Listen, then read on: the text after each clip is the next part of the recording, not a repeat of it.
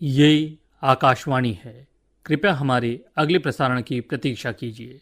ये आकाशवाणी है। अब आप आज लोकसभा में प्रश्नकाल के दौरान हुई कार्यवाही की रिकॉर्डिंग सुनेंगे। This is the Delhi station of Akashvani. Please stand by for our next broadcast. You will now listen to the proceedings during the question hour in Lok Sabha today. माननीय सभासदों, माननीय अध्यक्ष जी,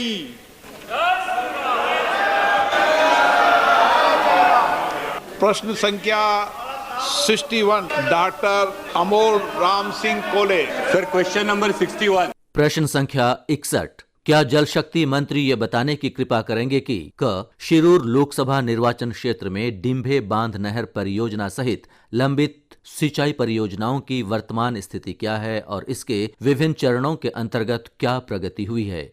विगत 5 वर्षों के दौरान केंद्र सरकार द्वारा जारी की गई धनराशि की विस्तृत रिपोर्ट सहित इन परियोजनाओं के लिए किए गए कुल वित्तीय आवंटन और वास्तविक व्यय का ब्यौरा क्या है? इन परियोजनाओं को पूरा करने की समय सीमा क्या है तथा प्रशासनिक और तकनीकी विलंब यदि कोई हो को दूर करने के लिए क्या उपाय किए जा रहे हैं? और उक्त संसदीय निर्वाचन क्षेत्र और महाराष्ट्र के सूखाग्रस्त क्षेत्रों में जल की हमेशा बनी रहने वाली कमी की समस्या का समाधान करने के लिए कौन सी दीर्घकालिक योजना बनाई गई है और सूक्ष्म सिंचाई और जल संरक्षण तरीकों को बढ़ावा देने के लिए क्या कदम उठाए गए हैं? श्री CR पाटिल, जल शक्ति मंत्री। उत्तर पटल पर रख दिया गया है। बीएससी पे चर्चा करेंगे प्लीज।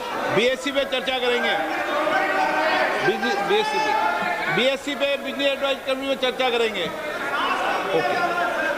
माननीय मंत्री महोदय, सर, उत्तर पटल पर रख दिया गया है। माननीय सदस्य। धन्यवाद अध्यक्ष महोदय।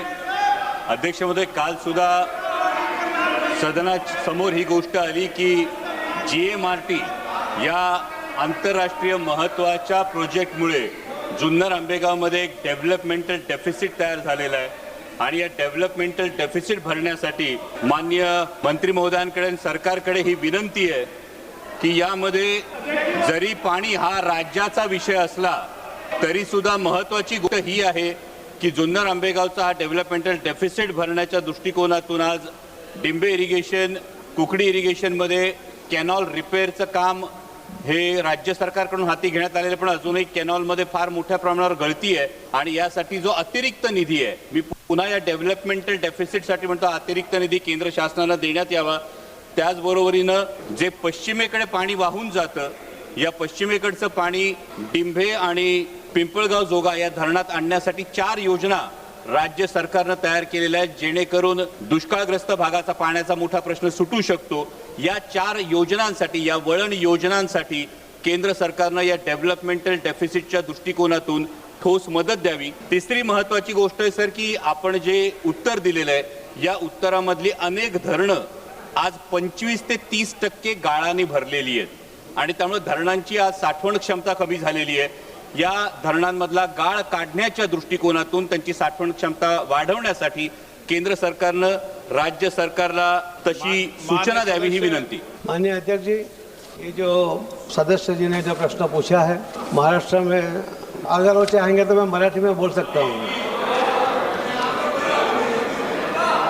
मराठी बोलो बोलो बोलो।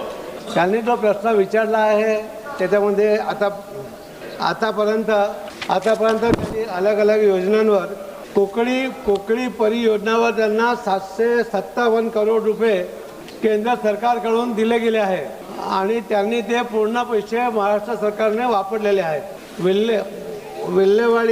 विल्हेवाडीवर सुद्धा 41.27 करोड रुपये त्यांना केंद्र सरकारने दिले, ते त्यांनी संपूर्ण वापरलेले आहेत। शस्कमान परियोजना 144 किलोमीटरचा लेंथ आहे, ते कंप्लीट झालेली आहे, परंतु त्याच्यामध्ये फक्त 14 किलोमीटर लाइनिंग झालेली आहे। 130 किलोमीटर मातीची परियोजना पूर्ण झाली आहे। त्यांना 114 करोड रुपये दिले होते, तिच्यातले फक्त 14 करोड रुपये वापरलेले आहे बाकी 100 करोड त्यांच्याकडे उपलब्ध आहे. महाराष्ट्र सरकार परियोजनेची किंमत वाढल्यामुळे दुसरे पैसे ते त्यांच्याकडून टाकून ते परियोजना पूर्ण करण्याकरता त्यांनी प्रयत्न सुरू केलेला आहे. धन्यवाद सर. Honourable member. सर, माझा प्रश्न पुन्हा केवळ किती निधी दिला हा नव्हता. कालही सदनाच्या पटलावर माननीय रेल्वे मंत्र्यांनी उत्तर देताना GMRT मुळे या भागामध्ये कुठलाही इंडस्ट्री होऊ शकत नाही, त्यामुळे हा एक देशाच्या दृष्टीने महत्वाचा, आंतरराष्ट्रीय दृष्टीने महत्वाचा एक प्रोजेक्ट जर आमच्या भागात आहे तर या भागामध्ये कुठलीही डेव्हलपमेंट होत नसल्यामुळे डेव्हलपमेंटल डेफिसिट तयार झालाय आणि ही नैतिक जबाबदारी केंद्र सरकारची आहे की या भागाचा डेव्हलपमेंटल डेफिसिट दूर करावा.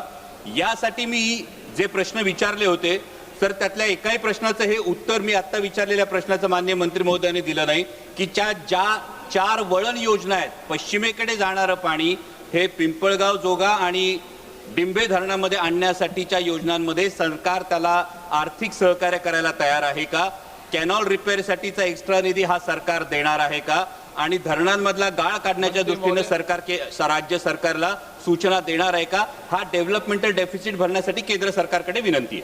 उनके जो सदस्य जी पूछना चाहते हैं अध्यक्ष जी, माननीय अध्यक्ष जी, उनका कहना है कि जो कोकण से पानी डाइवर्ट करने वाले हैं उसकी 4 परियोजना जो उनके क्षेत्र में बन रही है और चारों परियोजना के लिए अभी स्टेट लेवल पर ही उसके ऊपर एक कार्यक्रम योजना बन सकते कि नहीं उसके ऊपर उनका काम चल रहा है.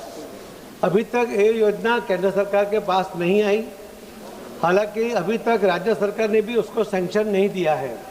जब वो सैंक्शन देंगे उसके बाद CWG के पास वो योजना आएगी, वो फिजिकल चेक करेंगे कि योजना बन सकती है नहीं बन सकती, उसका सैंक्शन देंगे. उसके पास हमारे सेक्रेटरी की जो कमेटी बनी है उस कमेटी के अंदर उसको कितनी अर्थ सहायक करनी होगी या कर सकते हैं उसके ऊपर निर्णय होगा और उसके बाद उसको पैसा सैंक्शन होगा तो दिया जाएगा. मगर अभी तक जो योजना जब स्टेट में नहीं बनी है, जब वहाँ भी अभी काम शुरू किया है, तो अभी ये उत्तर देना हमारे लिए संभव नहीं है.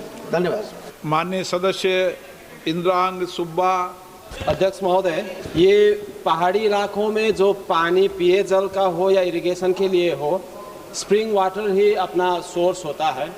तो कई सारे रिपोर्ट्स ने ऐसा बताया है कि जो स्प्रिंग डिस्चार्ज धारा में से जो पानी निकलता है, अभी क्लाइमेट चेंज के वजह से और लैंड यूज पैटर्न चेंज होने की वजह से ये बहुत कम हो गया है अभी के समय में. तो मैं मंत्री जी से ये जानना चाहूँगा, जो धारा विकास योजना है, जो स्प्रिंग सेट मैनेजमेंट है, जो सिक्किम ने पायनियर किया था और वहाँ से सक्सेस होने के बाद इसको UN ने भी इम्प्लीमेंट करने के डिसाइड किया था और गवर्नमेंट ऑफ इंडिया ने भी इसको इम्प्लीमेंट किया है. मैं यही जानना चाहता हूँ अध्यक्ष महोदय कि वाटर सेट मैनेजमेंट यानी धारा विकास योजना को क्या सारे हिमालयन रीजन्स के स्टेट्स में इम्प्लीमेंट किया गया है? अगर इम्प्लीमेंट किया गया है तो इसके लिए कितना बजट आवंटन किया गया है और कब तक इसको पूरा सारे स्टेट्स में इम्प्लीमेंट करने की योजना है? माननीय अध्यक्ष जी, कोई योजना हर जगह लगाना संभव नहीं होता. UN ने उनको सैंक्शन दिया है, उन्होंने कहा कि ये अच्छी योजना है, UN ने जरूर कहा होगा, मगर अभी तक सभी हिमालय प्रदेश के अंदर इसको लागू करने की कोई योजना नहीं बनी है. अलग अलग योजना के तहत ये जो पानी के लिए जो काम चल रहा है उसके अंदर अभी तक 38,000 करोड़ से भी ज़्यादा पैसा पूरे देश में अलग अलग योजना के लिए आवंटित किया गया है और उसके अंदर LITF की भी जो लोन लेते हैं उसके अंदर भी उनको सहायता की गई है और उसके इंटरेस्ट में भी राज्य सरकार को केंद्र सरकार की ओर से सहायता की गई है. तो सभी योजना के द्वारा अलग अलग काम हो रहा है. जैसे अभी माननीय प्रधानमंत्री मोदी साहब ने एक MCAT की योजना पायलट प्रोजेक्ट के आधार पर हमारे मंत्रालय में दी गई है. उसके आधार पर भी पानी का सोर्स पूरा ढूंढकर किसानों को एक जगह पर पूरी क्वांटिटी के साथ, पूरी क्वालिटी के साथ और वो आगे पाइप से ही काम करे और ड्रिप के साथ, स्प्रिंकलर के साथ ही वो पानी का यूज़ करे. जो अभी तक किसान भी 83% पानी जो यूज़ करता है उससे कम पानी में उसको ज़्यादा वो 3 बार भी अपना किसानी करके वो अपनी फसल उगा सकता है. तो उसी के आधार पे उसी के लिए MCAT की योजना बनी है और अभी तक 22 राज्यों में इस बार ट्रायल होगा और अगले दिवाली तक में पता चलेगा. और हम मानते हैं कि इस पूरा सोर्स ढूंढने के बाद ही ये वहाँ हर जगह पर ये पानी दिया जाएगा. तो किसानों को उसके अंदर बहुत बड़ा फायदा होगा। अभी तो पायलट प्रोजेक्ट है और बाकी जो PMKSY के भी जो प्रोजेक्ट चल रहे हैं उसके अंदर भी सभी योजना जो अभी तक सैंक्शन है उसको पूरा करने का काम अलग अलग राज्यों में हो रहा है। धन्यवाद सर। क्वेश्चन नंबर 62 डॉक्टर बचाओ शोभा दिनेश। Question number 62। प्रश्न संख्या 62। क्या सड़क परिवहन और राजमार्ग मंत्री ये बताने की कृपा करेंगे कि क्या सरकार ने महाराष्ट्र में धुले पिंपलगांव खंड के लिए राष्ट्रीय राजमार्ग 3 के 265वें किलोमीटर से 380वें किलोमीटर तक मौजूदा 2 लेन वाले कैरिजवे को चौड़ा करके उसे 4 या 6 लेन वाला विभक्त कैरिजवे बनाने से संबंधित परियोजना के अंतर्गत की गई अनियमितताओं और निम्न स्तर के कार्य के संबंध में की गई शिकायतों का संज्ञान लिया है? यदि हाँ, तो तत्संबंधी ब्यौरा क्या है? क्या सरकार ने इस मुद्दे की समीक्षा करने के लिए कोई जांच शुरू की है? यदि हाँ, तो जांच के निष्कर्षों सहित तत्संबंधी ब्यौरा क्या है और यदि नहीं, तो इसके क्या कारण हैं? क्या विगत 10 वर्षों के दौरान भारतीय राष्ट्रीय राजमार्ग प्राधिकरण NHAI द्वारा सड़कों के निर्माण में अनियमितताओं तथा प्राधिकरण के अधिकारियों और सड़क निर्माण कंपनियों के बीच मिलीभगत से किए जाने वाले भ्रष्टाचार के मामले सरकार के संज्ञान में आए हैं? यदि हाँ, तो तत्संबंधी ब्यौरा क्या है? और उनमें से ऐसे मामलों की कुल संख्या और मामलावार ब्यौरा क्या है जिनमें कोई कार्रवाई की गई है? माननीय मंत्री महोदय। श्री नितिन जयराम गडकरी, सड़क परिवहन और राजमार्ग मंत्री। माननीय अध्यक्ष महोदय, मी मंत्री महोदयांना धुळे पिंपळगाव या राष्ट्रीय महामार्ग 3च्या कामांच्या संदर्भामध्ये प्रश्न विचारू इच्छिते। सदरच्या कामांचं रिन्युएशन जे आहे ते 2014चे 16ला झालेले आहे, 2019चे 22ला झालेले आहे आणि 2024चे जे रिन्युअल आहे ते आजपर्यंत झालेले नाही व अपूर्ण स्वरूपात दिसत आहे। प्री हँड ओ रिन्युअलचे मार्च 2026 पर्यंत पूर्ण होणे अपेक्षित आहे, परंतु सदर कामाची सुरुवात देखील झालेली नाही। 4 रिन्युअल ऐवजी 3 रिन्युअल झालेले आहेत। कंटिन्युअस लेंथ हे व्हायला पाहिजे, परंतु ती पॅचवर्कमध्ये ते काम झालेलं आहे। त्याचप्रमाणे 42,680 झाडे प्लांटेशन याबाबत देखील कुठलीही नोंद नाही। निकृष्ट दर्जाची जी कामे आहेत त्याच्या संदर्भामध्ये कराराचं उल्लंघन हे झालेलं आहे। या अशा कारणामुळे माझी मंत्री महोदयांना विनंती आहे की सदर कन्सेशनर, इंडिपेंडंट इंजिनियर आणि इतर सर्व दोषींवर कॅग ऑडिटच्या माध्यमातून योग्य ती कार्रवाई करण्यात यावी। धन्यवाद अध्यक्ष। सम्माननीय अध्यक्ष महोदय, ये प्रोजेक्ट 2010 में BOT में पूरा हुआ है। उसके बाद में पहला ओवरले जो था वो 2016 में, वो 1 साल डिले हुआ, उसके लिए 16 करोड़ उनके ऊपर पेनल्टी लगाई गई। दूसरा ओवरले 2021 तक 1 साल डिले हुआ, 7 करोड़ पेनल्टी इम्पोज की गई। तीसरा ओवरले प्रोग्रेस में है और उसमें से 56 kilometre out of 118 kilometre complete हुआ है और जो रेस्ट कंप्लीट करने का है पूरा जो बाकी है बैलेंस, उसकी जनवरी 2026 तक उसका पीरियड है और निश्चित रूप से इसके ऊपर अगर वो नहीं करता है तो उसके ऊपर पेनल्टी भी लगेगी। कंसेशन पीरियड जो एंड होता है वो अप्रैल 2026 में होता है और इसलिए अप्रोप्रिएट रिकवरी उससे 4th ओवरले की जो है 115.61 करोड़ ये अथॉरिटी के तरफ से स्टो अकाउंट में ली जाएगी। इसके ऊपर अभी ये 4 लेन के लिए रोड बना था, अभी इसका ट्रैफिक बढ़ा हुआ है और इसलिए ये आगे धुले से पिंपलगांव ये 6 लेन करने का प्रस्ताव भी DPR उसका लगभग पूरा हुआ है और ये भी काम जैसा उसका ये हमको प्रोजेक्ट हैंडओवर होगा तो उसका टेंडर निकालकर वो भी काम पूरा होगा। Honourable member supplementary. अध्यक्ष महोदय, मेरी मंत्री महोदय से फिर से मैं विनती करती हूँ कि जो इंडिपेंडेंट इंजीनियर, कंसेशनर और जो इस काम में दोषी है उनके ऊपर कैग ऑडिट के माध्यम से कार्रवाई होंगी या नहीं। सम्मान्य अध्यक्ष महोदय, इसमें जब भी मेंटेनेंस के लिए उन्हें डिले किया है तो जैसे मैंने कहा कि 1 साल का डिले हुआ तो 2016 16 करोड़ उसको पेनल्टी लगी। बाद में दूसरे ओवरले 2021 वो भी 1 साल डिले किया, 7 करोड़ पेनल्टी लगी। आप बता दिया तो आपने, ओवरले भी बता दिया आप तो ऑलरेडी उसके ऊपर कार्रवाई हुई। और अभी तक क्वालिटी के बारे में जो आखिरी का है वो नहीं करेगा तो उससे वो भी पैसे काटेंगे और हमारे डिपार्टमेंट तरफ से वो काम पूरा किया जाएगा। Thank you sir. सर आपला कोल्हापूर पुण्याचा जो रस्ता है, मराठी में आज तो अरे ट्रांसलेशन भैया नहीं बोला है, लैंग्वेज में बोलो, ट्रायल करना है सब. सर कोल्हापूर से पुणे जो रास्ता जाता है तिथे पण आपला प्रोजेक्ट डिले झाला आणि नऱ्यामध्ये जे मध्ये ॲक्सिडेंट्स दिले, आपणही दिल्लीवरनं टीम पाठवली ॲक्सिडेंट प्रोन एरिया म्हणून, त्याच्यातून ॲक्सिडेंट्स खूप कमी झाले, पण मध्येही खूप मोठा ॲक्सिडेंट झाला. तर ते काम जे पुणे ते कोल्हापूरचं आहे ते काही कॉन्ट्रॅक्टर्सच्या अडचणीमध्ये आपण ब्लॅकलिस्टही केलं होतं, तर ते पूर्ण काम कधी होईल आणि नऱ्याच्या भागामध्ये अजून काही सुधारणा करता येतील का? कारण का त्याच्यात ब्लॅक स्पॉट्स आहेत आणि सातत्याने ॲक्सिडेंट्स आधीपेक्षा खूप कमी आहेत, पण ते शून्यावर आणण्यासाठी अजून आपल्याला काय करता येईल? Thank you sir. सम्मानित अध्यक्ष महोदय, वैसे इस प्रश्न से जुड़ा हुआ नहीं है, पर पुणे से कोल्हापुर ये बहुत इम्पोर्टेंट रोड है। इसमें से पुणे से सातारा ये विशेष रूप से पहले रिलायंस के पास था, अब उसको हमने टर्मिनेट करके रिप्लेसमेंट हुआ है और इस रोड का ऊपर अभी हम लोग फिर से नए अध्ययन कर रहे हैं।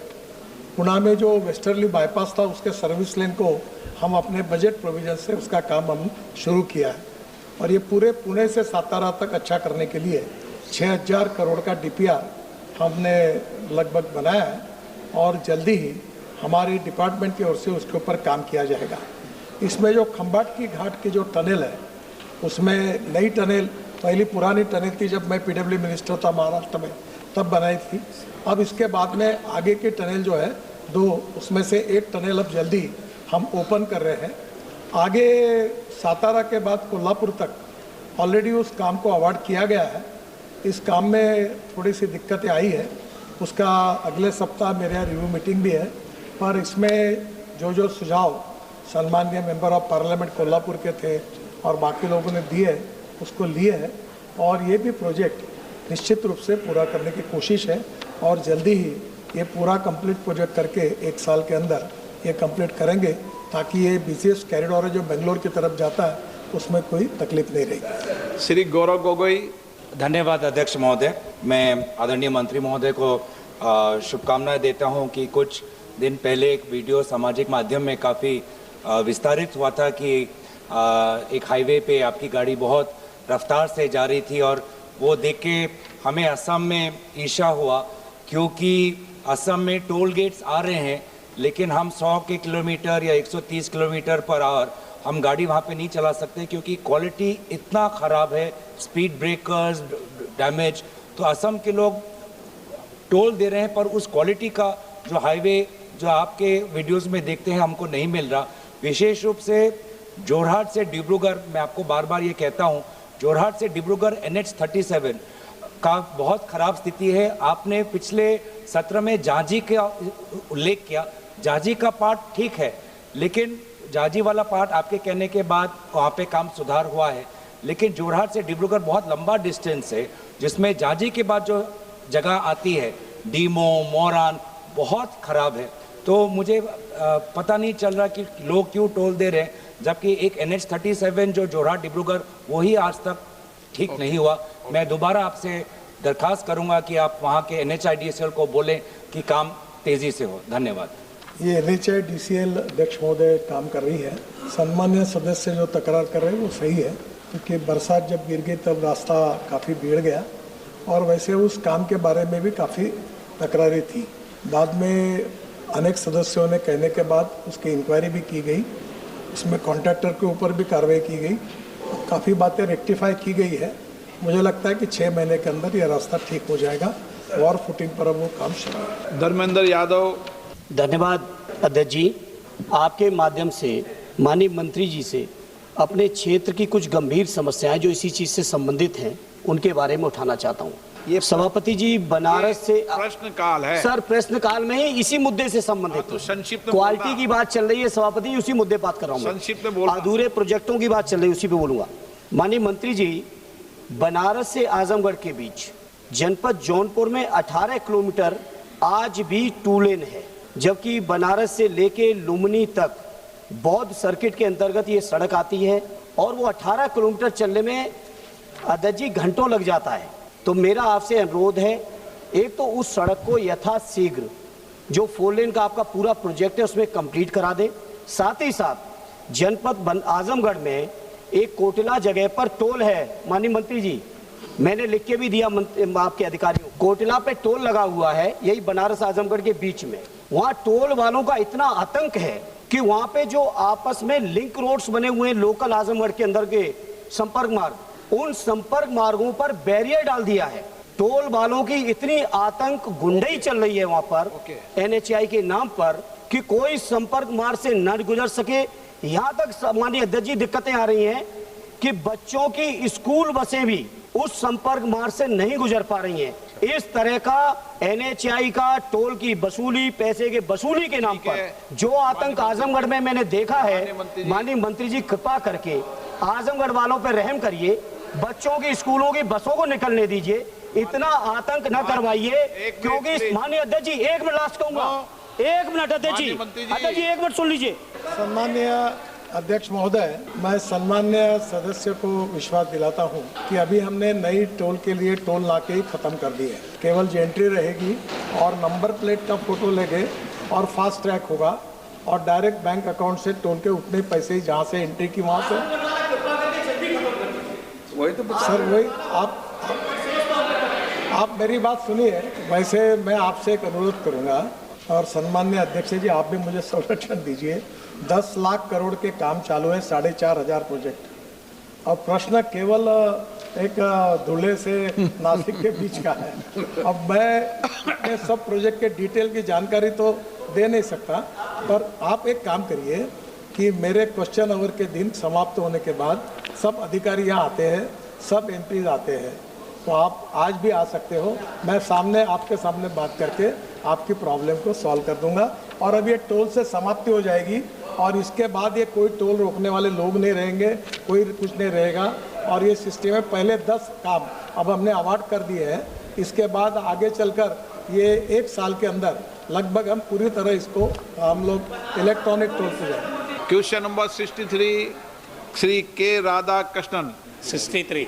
प्रश्न संख्या 63, क्या सड़क परिवहन और राजमार्ग मंत्री ये बताने की कृपा करेंगे कि क्या केंद्र सरकार का विचार केरल राज्य सरकार द्वारा प्रस्तावित वायनाड सुरंग सड़क परियोजना को वित्तीय और तकनीकी सहायता प्रदान करने का है? यदि हां तो तत्संबंधी ब्यौरा क्या है? क्या सरकार को इस बात की जानकारी है कि परियोजना केरल के वायनाड और कर्नाटक के बेंगलुरु के बीच संपर्क बेहतर करने के लिए महत्वपूर्ण है और इसे मौजूदा थमरसरी घाट रोड पर यात्रा का समय और वाहनों की भीड़ भाड़ काफी कम हो जाएगी?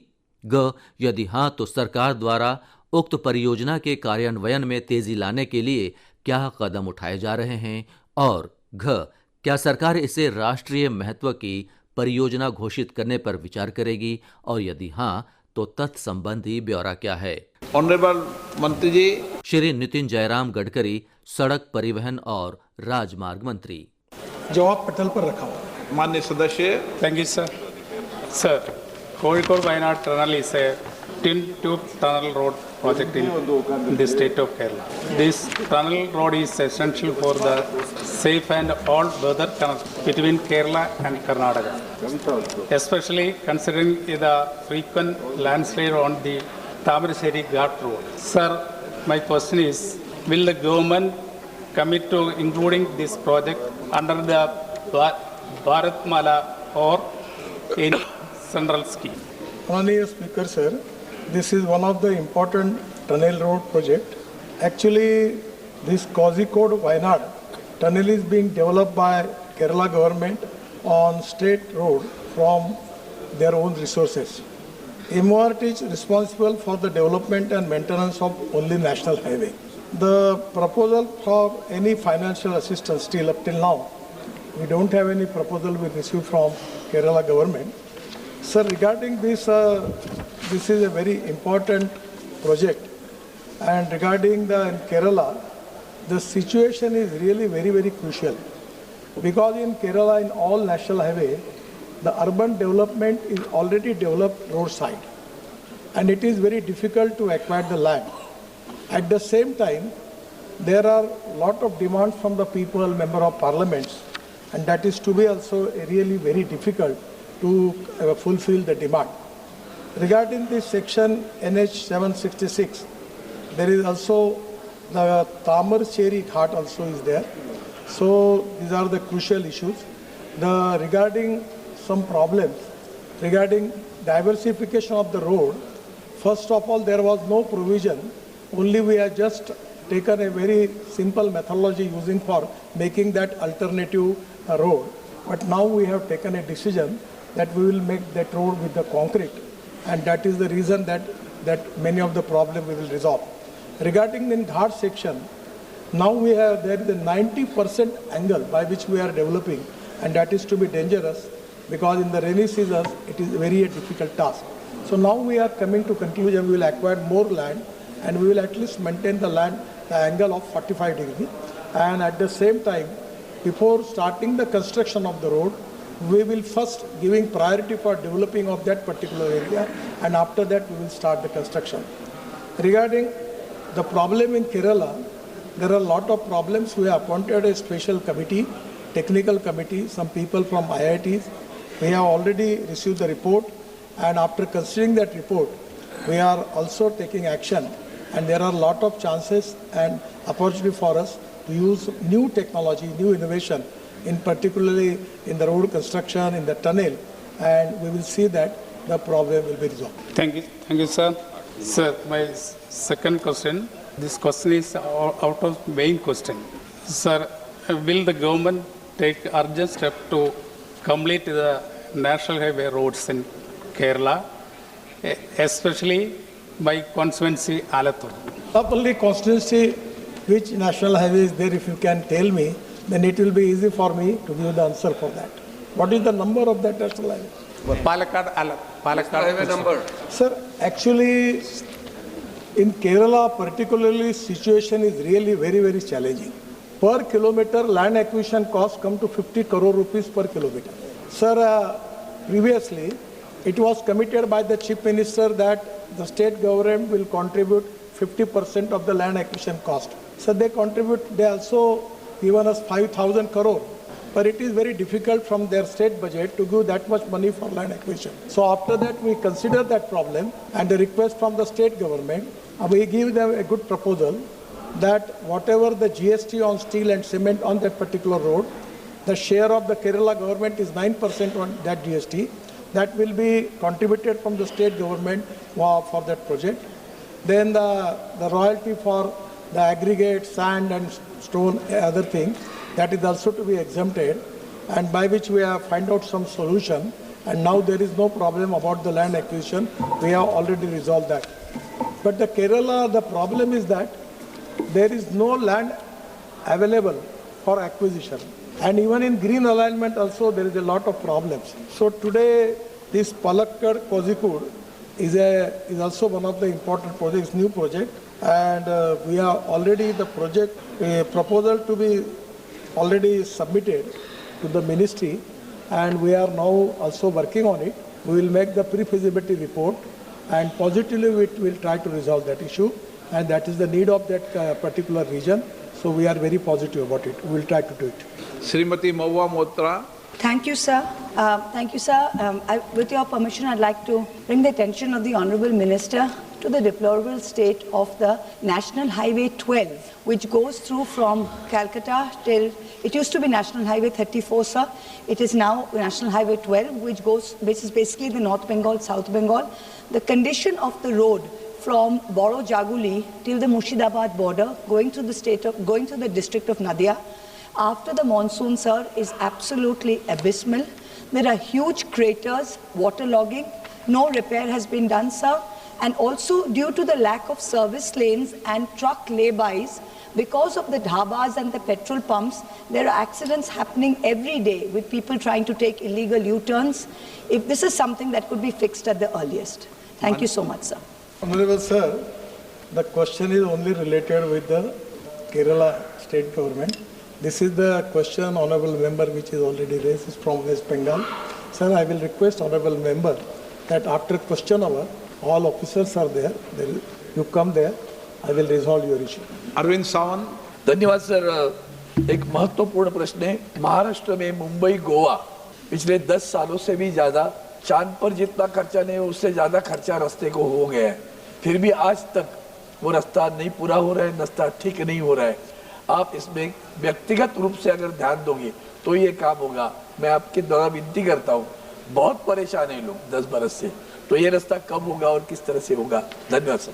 सर ये सम्मान्य सदस्य जो कह रहे हैं ऑनरेबल चेयरमैन सर, ये सही है। ये रास्ता 2009 में शुरू हुआ और मैं मंत्री 2014 में बना हूँ, तो ये पुराने स्टेट पीडब्ल्यूडी के उस समय के सरकार को दिया हुआ था, उन्होंने शुरू किया। यहाँ लैंड एक्विजिशन के प्रॉब्लम थे, अभी तक बहुत कॉन्ट्रैक्टर बदल गए। क्या कारण है मालूम नहीं, काफ़ी कार्रवाई भी की गई, पर अब लगभग 89% काम पूरा हुआ है और इस साल अप्रैल के अंदर ये कंप्लीट रोड पूरा होगा और इसमें कोई तकलीफ नहीं होगी। और इसको बहुत डिले हुआ है, मैं स्वीकार करता हूँ, अप्रैल के पहले पूरा होगा। क्वेश्चन नंबर 64 श्री माथे शरण VS।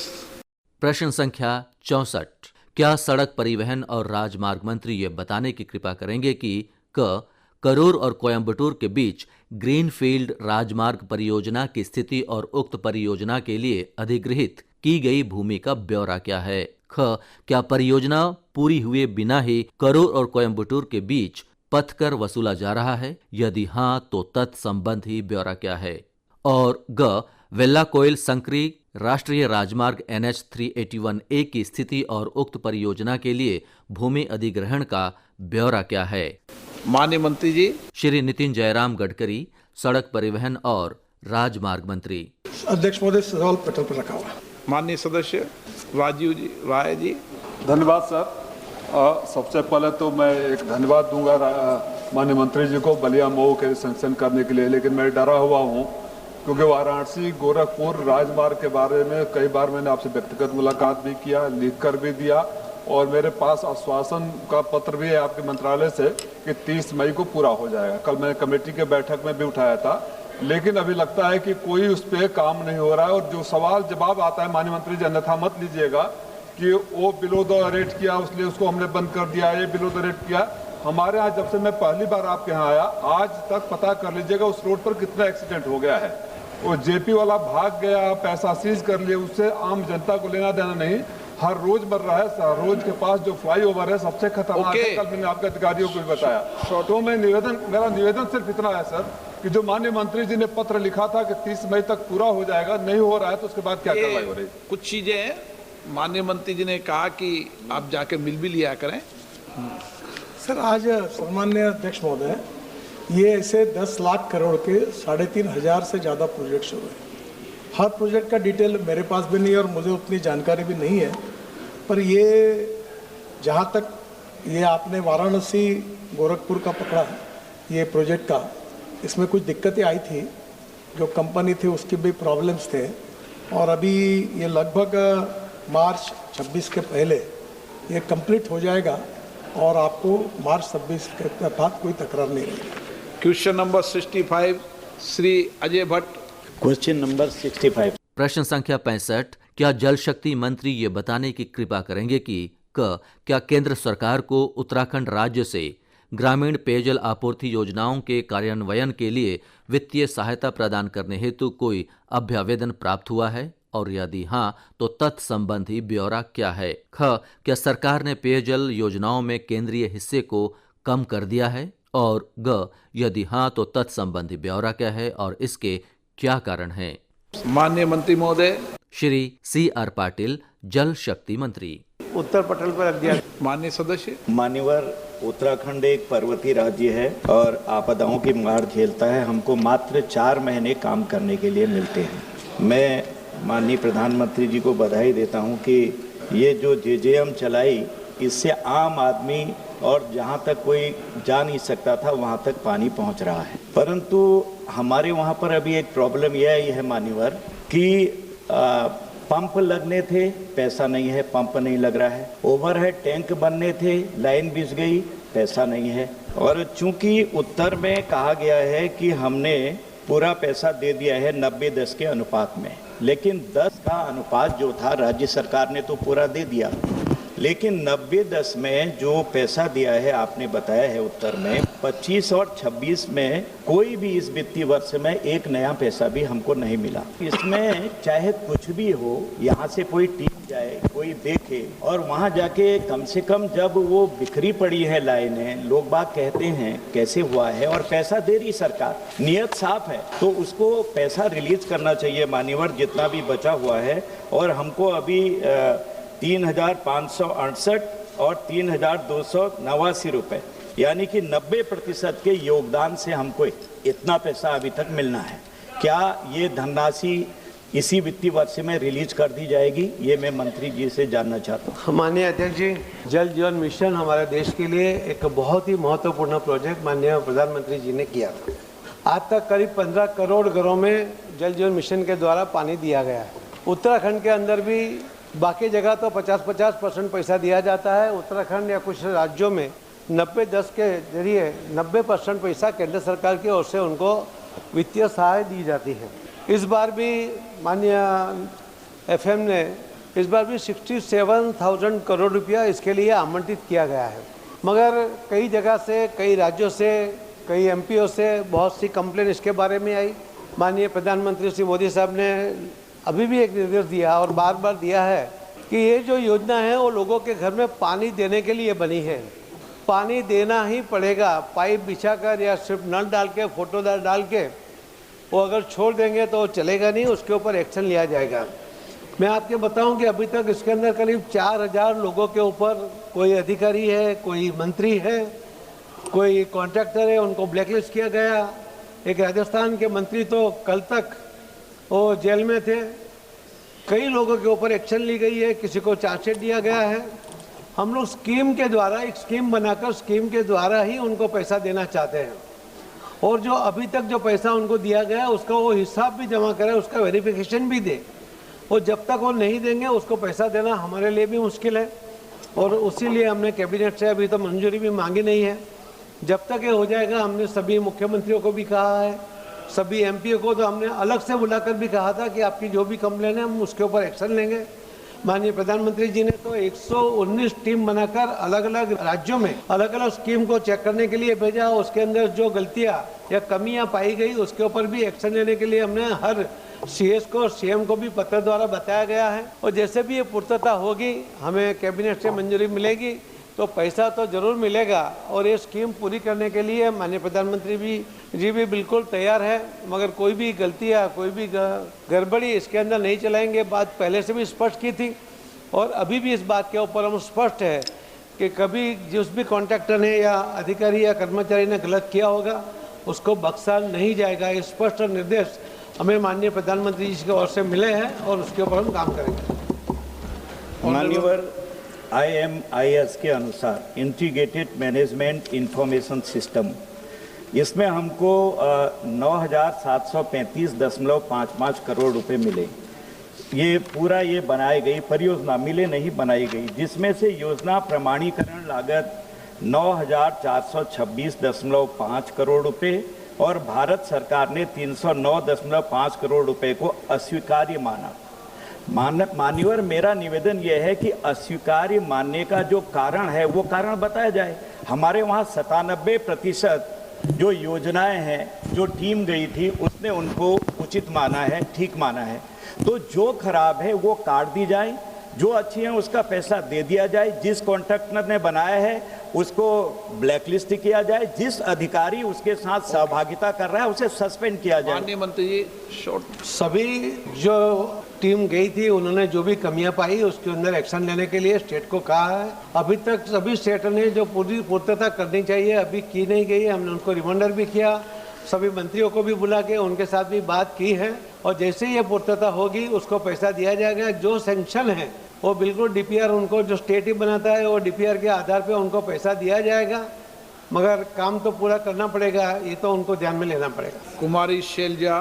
Thank you sir. सबसे पहले मैं माननीय भट्ट जी के साथ सहमति जताऊंगी कि इन्होंने जो सवाल पूछा है उत्तराखंड के बारे में, माननीय मंत्री जी उसका जवाब तो दे नहीं रहे हैं। घुमा फिराकर सारे देश की बात करने लग जाते हैं और उत्तराखंड में जो भेदभाव अपनी वहाँ के लोगों से हो रहा है वो जवाब एक भी नहीं आ रहा है।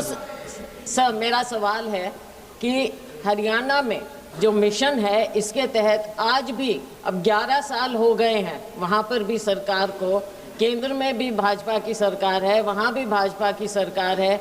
मेरी अपनी कॉन्स्टिट्यूएंसी में सिरसा में ऐसे गांव हैं जो आज तक वहाँ पर पीने को पानी नहीं है। सर राज्य सरकार क्या कर रही है और केंद्र सरकार क्या कर रही है? हरियाणा में आज भी पीने को पानी क्यों नहीं मिल रहा गांव में? प्रश्न क्या है आपका? सब मेरा सवाल यही है कि पीने का पानी क्यों नहीं मिल रहा है? ये इतनी बड़ी बातें जो कर रहे हैं घुमा फिरा कर पीने का पानी। माननीय अध्यक्ष जी, पूरे देश में 15 करोड़ घरों में पानी दिया गया है और 4 करोड़ घरों में पानी देने की योजना चल रही है।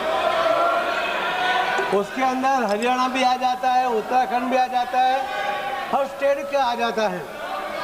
मगर जहाँ पर भी स्टेट ने अपना काम ठीक से नहीं किया गया होगा वहाँ पर भी अभी उसको पैसा नहीं मिला है। बाकी हर जगह पर जितना पैसा आवंटित करने के लिए सैंक्शन किया गया है वो पूरा पैसा उसको दिया जा रहा है और काम जहाँ रुका है, जहाँ उन्होंने सैंक्शन लिया और पैसा उठाया नहीं, वहाँ पर कुछ जगह रुका है। मैं उत्तराखंड के लिए भी मैंने आपको कहा कि 90% पैसा जो सेंट्रल गवर्नमेंट दे रही है और सिर्फ 10% पैसा स्टेट लगा रही है। तो आप ऐसा नहीं है, मंत्री जी आपको स्पष्ट जवाब दे रहे हैं। बैठिए, पूरा बैठिए। पानी तो हरियाणा के अंदर भी पानी का सोर्स जहाँ पर भी कम पड़ा होगा, जिस बार भी ये योजना शुरू की तो पानी का सोर्स ठीक से देखा नहीं गया था, तो हमने बाइसेक्स से वहाँ से उसका रिपोर्ट लिया कि हर गांव में हर योजना को सफल करने के लिए कौन सी जगह पर पानी का सोर्स है और उसको सरफेस वाटर से भी पानी देने के लिए एक्स्ट्रा पैसा खर्च करना पड़ा है। वो करके भी पानी देने के लिए योजना बनाई गई है। हरियाणा को भी पूरा पानी देने की पूरी कोशिश चल रही है और ये पूरा पानी देने की योजना वो स्टेट गवर्नमेंट ही इम्प्लीमेंट कर रही है। हम तो उसको टेक्निकल सहाय दे रहे हैं और उसको आर्थिक सहाय कर रहे हैं। तो ये योजना उसी के आधार पर चल रही है। क्वेश्चन नंबर 66 श्री विप्लव कुमार देव। 66 प्रश्न संख्या 66। क्या जनजातीय कार्य मंत्री ये बताने की कृपा करेंगे कि क सरकार द्वारा जनजातीय समुदायों के लिए गुणवत्तापूर्ण शिक्षा की अधिक सुलभता सुनिश्चित करने के लिए कार्यान्वित की जा रही छात्रवृत्ति योजनाओं का ब्यौरा क्या है? ख सरकार द्वारा वित्तीय वर्ष 2023-24 और 24-25 के दौरान मैट्रिक पूर्व और मैट्रिकोत्तर छात्रवृत्ति योजनाओं के अंतर्गत कुल कितनी धनराशि जारी की गई है? और ग त्रिपुरा में ऐसी कितनी छात्रवृत्ति योजनाएं कार्यान्वित की जा रही हैं और इसे जिलावार कितने छात्र लाभान्वित हुए हैं? माननीय मंत्री महोदय। श्री जुवेल उरांव, जनजातीय कार्य मंत्री। माननीय सदस्य। ऑनरेबल स्पीकर साहब, मेरा पहला सप्लीमेंट्री क्वेश्चन है, जो प्री मैट्रिक और पोस्ट मैट्रिक स्कॉलरशिप जो दी जाती है, नॉर्थ ईस्ट के राज्य के लिए 90% शेयर सेंट्रल गवर्नमेंट देती है, 10% शेयर स्टेट गवर्नमेंट देती है। नॉर्थ ईस्ट के राज्यों को रेवेन्यू इनकम नहीं है, स्टेट रेवेन्यू कम है, एक नगण्य के बराबर है। तो मेरा मंत्री जी से आवेदन है, क्या सरकार के पास ऐसा प्रपोजल है जो नॉर्थ ईस्ट राज्य के लिए 100% पोस्ट मैट्रिक और प्री मैट्रिक स्कॉलरशिप दे दी जाए? है कि 10% स्कॉलरशिप स्कीम 5 है। प्री मैट्रिक स्कॉलरशिप जो 9 और 10 क्लास के लिए है, पोस्ट मैट्रिक स्कॉलरशिप 11 क्लास के और एबव है। ये 2 90-10 का है। बाकी 3 स्कॉलरशिप जो है, national fellowship for higher education, national scholarship for higher education and top class ये के लिए, और नेशनल ओवरसीज, ये सेंट्रल सेक्टर स्कीम है। इसमें 100% हम देते हैं। अभी तक सर भारत सरकार का 75-25 है, जो दूसरा स्टेट के लिए, नॉर्थ ईस्ट के लिए 90-10 है। अभी तक ये चल रहा है सर। भारत सरकार का ऐसा कोई आगे अगर व्यवस्था होगा तो विचार किया जाएगा, लेकिन अभी हाल में ऐसा कोई विचार नहीं है। 90-10 में ही है। 10% राज्य सरकार को देना पड़ेगा। और ये अभी तक मेरा सेकंड सप्लीमेंट्री क्वेश्चन है, 2019-20 में जो scholarship pre matric post matric scholarship दी जाती है, 2019-20 में इसका रिव्यू करके राशि तय हुआ था। अभी लगभग 5 साल हो गया है। क्या इसको बढ़ाने का कोई प्रपोजल के मंत्री जी के पास है? पूरा भी थे, ये सब जानकारी है उनको। ऐसा अभी कोई पेंडिंग नहीं है, हमारे पास कोई पेंडिंग नहीं है। हम अप टू डेट 23-24 का प्री मैट्रिक स्कॉलरशिप 308.6 करोड़ और 24-25 का 163.69 करोड़ और पोस्ट मैट्रिक स्कॉलरशिप का 2668.69 करोड़ और आपका दूसरा जो है पोस्ट मैट्रिक का 24-25 का 2598.34 करोड़ दे चुके हैं। तो हमारे पास कोई पेंडिंग नहीं है। राज्य सरकार अगर कोई पेंडिंग मांगेंगे तो देंगे। पुराना जो रिवीजन का बात है वो मेरा पास इन्फॉर्मेशन नहीं है, मैं लिखित रूप में माननीय सदस्य को दे दूंगा। श्री माननीय सेलंग Sangma. Mr. Speaker, sir, for giving me this opportunity. Whenever center is sending money to the state, it gets stuck in the state. They don't release the fund at the earliest. Just recently only, the one which has been sent to the state was released to the students. Now, I would like to ask, is there any incurred interest by the state when they have kept the money for very, very long time instead of directly transferring the money to the students? Even now also they have given partly. So I would like to ask, if the 100% from the state, center has been released, why the state is reluctant to release directly to the students? We know that there is a federal structure that is running the government, but at least there should be some directions from the state government itself to send the money directly to the students. They should not keep the money as to get the incurred interest. So this is a malpractice, Mr. Speaker, sir. Sir, federal structure में हमको तो राज्यों को पैसा देना पड़ रहा है, लेकिन आगे चल के हम इसका उपाय सोच रहे हैं। जो माननीय सदस्य बताए ये सही बात है कि हम राज्यों को दे देते हैं, राज्य सरकार उसको 1 साल 6 महीना ऐसा करके उसको अपना ट्रेजरी में रखते हैं। तो अभी एक स्पूल बनाएंगे जो पैसा को विथड्रॉ नहीं कर सकते, उसमें उसको खर्चा करने के लिए अनिवार्य है और उसके बाद ही वहाँ से हम पैसा यहाँ से देंगे, नहीं तो नहीं देंगे। यूटिलाइजेशन सर्टिफिकेट का जो सिस्टम है इसमें बड़ा गड़बड़ी है, राज्य सरकार बहुत डिले करते हैं। हम उसको चिट्ठी लिखते रहते हैं, वो नहीं करते हैं, लेकिन इसके लिए भारत सरकार ने उपाय सोच रहा है और जल्दी ही इसको हल होगा, ऐसा मेरे को माननीय सदस्य को आश्वस्त करना है। क्वेश्चन नंबर 67 श्री ओम प्रकाश राजे निमालकर। प्रश्न संख्या 67। क्या जनजातीय कार्य मंत्री ये बताने की कृपा करेंगे कि सरकार ने वर्ष 2023-24 से 2025-26 के लिए प्रधानमंत्री जनजाति आदिवासी न्याय महाअभियान PM जनमन के अंतर्गत वर्षवार लक्ष्य निर्धारित किए हैं? यदि हाँ तो तत्संबंधी ब्यौरा क्या है? PM जनमन के अंतर्गत गैर विद्युतीकरण घरों के विद्युतीकरण और मोबाइल अथवा दूर संचार कनेक्टिविटी से संबंधित कार्यों सहित 4G या 5G प्रौद्योगिकी टावर लगाने की वर्तमान स्थिति क्या है? और महाराष्ट्र में 2023-24 से आज तक PM जनमन के अंतर्गत स्वीकृत, चल रही और पूरी की गई परियोजनाओं का ब्यौरा क्या है और उनकी संख्या कितनी है? माननीय मंत्री महोदय। श्री जुवेलुराम, जनजातीय कार्य मंत्री। On the table of the house. Miyan Altaf Ahmad. Sir, मैं आपकी विसादत से ऑनरेबल मिनिस्टर साहब जो यहाँ बैठे हुए हैं, बहुत सारे पूरे मुल्क में ट्राइबल एरियाज़ ऐसे हैं जहाँ अभी तक बिजली की सहूलियत नहीं पहुँची है, मोबाइल टावर्स जो हैं उनकी सहूलियत नहीं पहुँची है, सोलर लाइट्स का जो प्रोग्राम है वो नहीं पहुँचा है। ख़ास तौर पे मैं जम्मू कश्मीर का जिक्र करना चाहता हूँ और मिनिस्टर साहब जो हैं इनकी नोटिस में लाना चाहता हूँ कि वो इसकी तरफ पूरा ध्यान दें। इस वक्त तक वहाँ पे लोगों को मोबाइल टावर्स, ख़ास तौर पे वो लोग जो अपने लाइव स्टॉक के साथ अपर रीच में जाते हैं, बैकू में जाते हैं अपने माल मवेशी के साथ, उनको मोबाइल टावर्स की कोई फैसिलिटी नहीं है, उनको सोलर लाइट्स की कोई फैसिलिटी नहीं है। और उसके साथ साथ जो बिजली का मामला है, जिन लोगों को आज तक भी पावर नहीं पहुंचा है, क्या आपके पास कोई प्रोग्राम है कि उनको आने वाले टाइम में जितना जल्दी हो सके पावर पहुंचे? Thank you sir. सर, मान्यवर सदस्यों ने जो प्रश्न किया है ये पीएम जनमन का है। पीएम जनमन मतलब 75 जो पीवीटीजी है, पर्टिकुलरली वनरेबल ट्राइबल ग्रुप है, उनके लिए है। उसमें 9 मंत्रालय काम कर रहे हैं सर।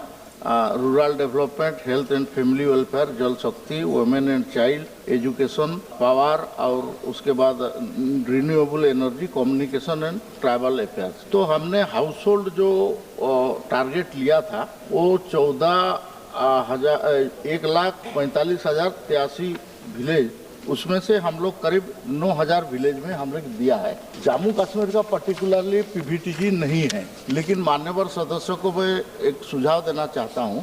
अभी जो धरती आबा प्रोग्राम लॉन्चिंग हुआ है ये 63,000 गांव में इसको किया जाएगा और 17 मंत्रालय 725 इंटरवेंशन इसमें है। उसमें इलेक्ट्रिफिकेशन भी है, आपका वाटर सप्लाई भी है और बाकी भी है। मान्यवर सदस्य उसको थोड़ा देख ले अपना एरिया का, अगर उसमें इंक्लूडेड है वो गांव सब तो उसको चिट्ठी लिख ले, नहीं तो फिर मैंने भी उनको लिख के दे दूंगा।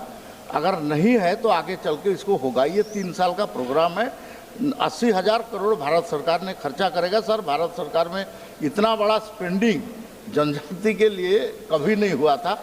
माननीय प्रधानमंत्री जी ने इसको स्पेशली आपका धरती आबा का लॉन्चिंग करके 2 अक्टूबर से हजारीबाग से लॉन्चिंग हुआ है, ये चल रहा है। सर, 549 डिस्ट्रिक्ट, 750 डिस्ट्रिक्ट में से 549 डिस्ट्रिक्ट, 2,911 ब्लॉक और 63,843 गांव इसमें इंक्लूड है। तो इसमें जम्मू कश्मीर का भी होगा। स्पेशली मेरा पास नहीं है, मैं लिखित रूप में भी उनको उस एरिया का दे सकता हूँ। श्री माननीय अनंत नायक जी। धन्यवाद सभापति महोदय। मैं माननीय प्रधानमंत्री और ट्राइबल मिनिस्टर को धन्यवाद दे रहा हूँ।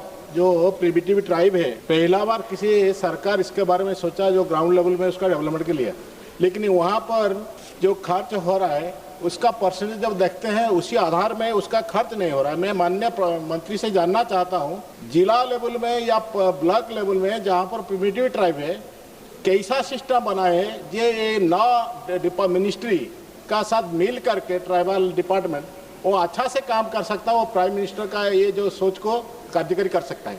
इसके लिए 3 टायर का मॉनिटरिंग सिस्टम है। एक तो मिनिस्ट्री चेयरमैन मैं हूँ, उसका ये कर रहा हूँ, बाकी कैबिनेट सेक्रेटरी स्वयं देखते हैं और आपका चीफ सेक्रेटरी स्टेट लेवल में इसको डायरेक्ट मॉनिटरिंग कर रहा है। ये रियल टाइम मॉनिटरिंग है सर, ऑनलाइन में है, पोर्टल में है, तो इसलिए कोई इसको ये नहीं कर सकता। जियो टैग भी है, कोई काम हो गया उसका वो अगर अपलोड करेगा और नहीं हुआ है तो उसको पकड़ा जाएगा। तो इसलिए ऐसा नहीं है, ये बहुत सख्त मॉनिटरिंग हो रहा है और 3 टायर मॉनिटरिंग में बहुत पक्का ये हो रहा है। तो इसलिए ये ऑलमोस्ट 75 अचीवमेंट है और 25% बाकी है, उसको आगे हम पूरा कर देंगे sir.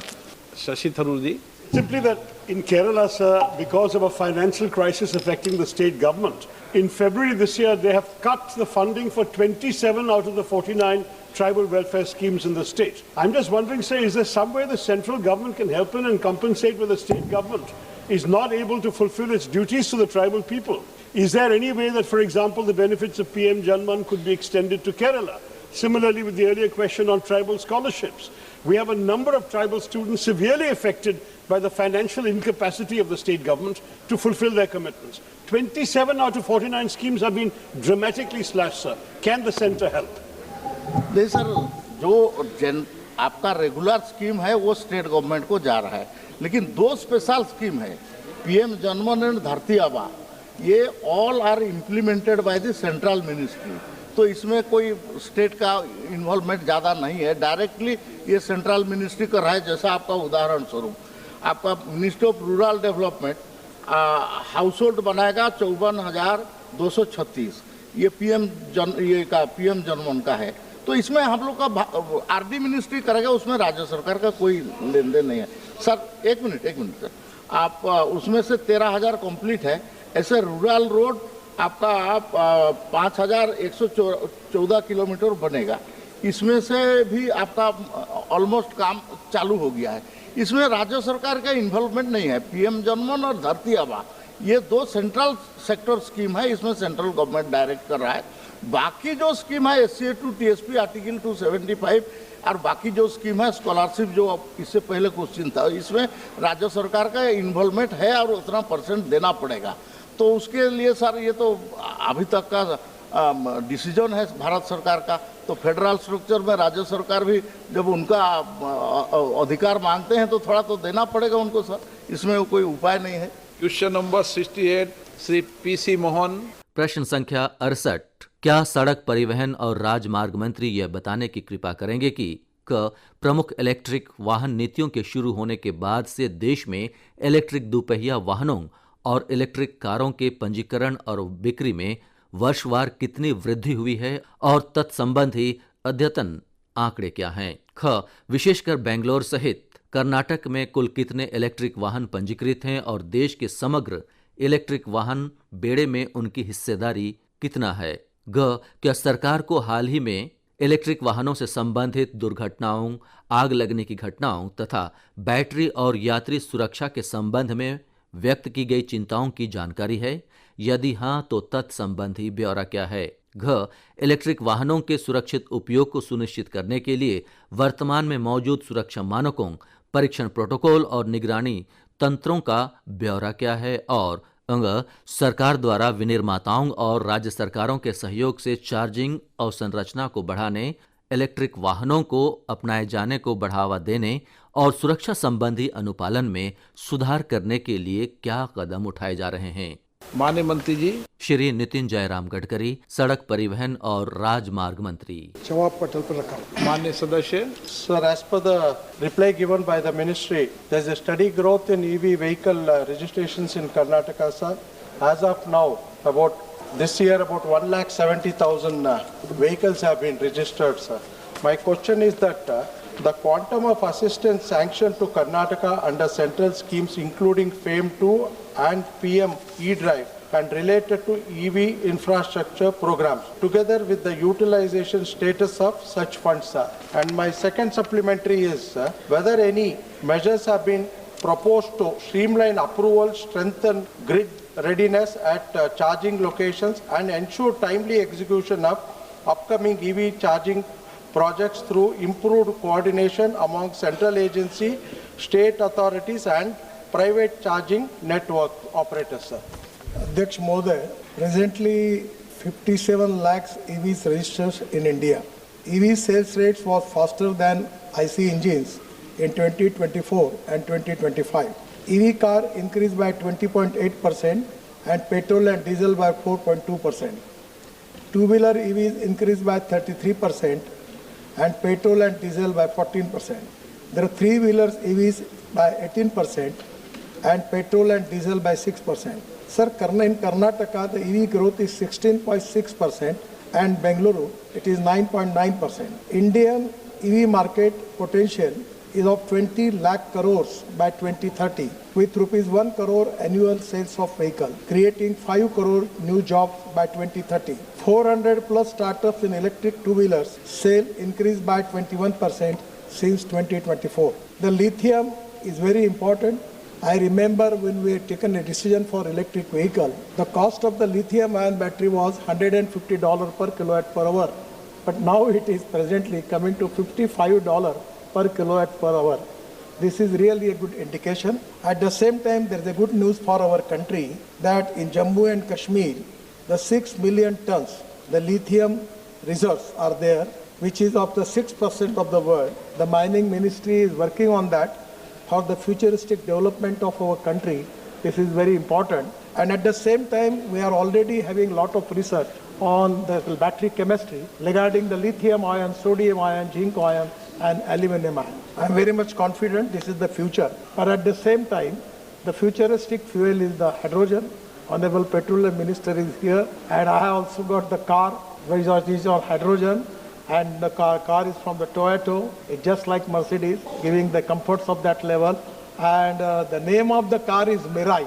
The Mirai Japanese words in the future. And already our Prime Minister has given highest priority for green hydrogen mission, and that is to be the future. So today, presently, we are the importer of the energy, but I am confident, sir, under the leadership of our Prime Minister, in Atmanirbhar Bharat, we will be the exporter of the energy to the whole world. And for that reason, our government is giving highest priority for development of alternative fuel and biofuel. Sir, regarding the electric charging system, it is also a challenging field because every time the technology is changing. So remember, sir, at the time when the mobile phone started, I remember when I was in Mumbai, the phone from Ericsson, and there was a charger for every mobile phone, it was different. But at the same time, we need fast charging system. At the same time, we need charging system which can be useful for trucks, buses, scooters, three-wheelers, two-wheelers, and that is exactly very important. Constantly the research is going on, new innovations are going on. Even in the electric two-wheelers, 400 startups are working. The charging system, a lot of people are working.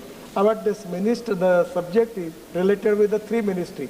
The power ministry, honorable minister is here. Their heavy industries ministry. Government has already given a lot of incentives and subsidies as far as this is with the heavy industries, and already it is to be given to all the stakeholders in the country. At the same time, Karnataka is also beneficial, but that subject is with the heavy industry. But the priority of our government is giving priority for alternative and biofuel, because we have the import of fossil fuel costing 22 lakh crore. It creates lot of pollution, and because of pollution, you are all facing the crucial problem. I am also facing the problem in Delhi. So it is very important for the country. The policy is import substitute, cost effective, pollution free and indigenous. On the basis of that, government is already supporting all the policy which are going to create alternative and biofuel in automobile industry. And the last thing which I want to tell you, sir, it is to be great pride and pleasure for the country that when I taken charge as a minister, our automobile industry's number in the world was 7.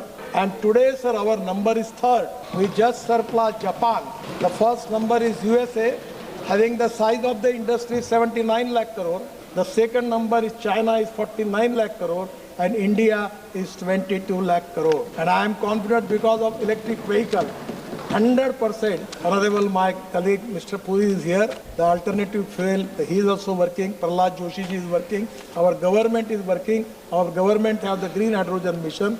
The way in which we are proceeding towards the future, I am confident that the day will come that within a year, within some year, we will be number 1 in the world. So this is the bright future of this industry. We are very much supporting all the alternative fuel and biofuel. And for our ecology and environment, we have to protect the air pollution. That is the equally important for the government. प्रश्नकाल समाप्त। अभी आप आज लोकसभा में प्रश्नकाल के दौरान हुई कार्यवाही की रिकॉर्डिंग सुन रहे थे। You were listening to the proceedings during the question hour in Lok Sabha today. This broadcast came to you from Delhi station of Akashvani.